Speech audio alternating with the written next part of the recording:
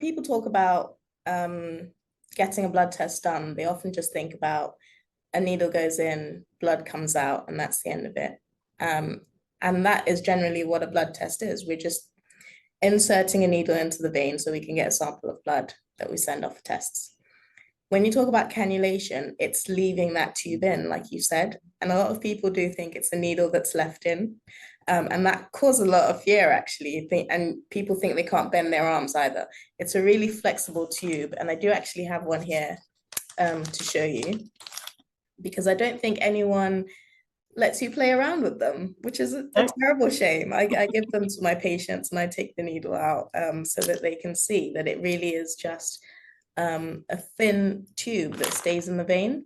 So basically you have the needle. Let's see if I can get this in. So you've got the needle there. Okay. Don't know if you can see the very tip of it, right? Yep. And that's what pierces the vein and the skin in the vein. And then when you get into the vein and you get blood, you remove the needle, and what's left is this bendy tube. And it is very flexible.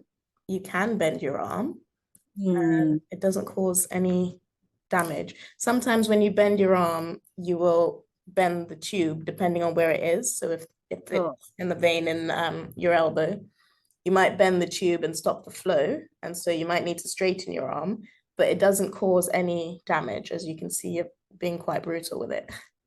I would say when it comes to cannulation is often if we need to put a cannula in your child or in a patient, and we need to do blood tests at the same time, the great thing is you can do both. So when you put the cannula in, you can take bloods from the cannula.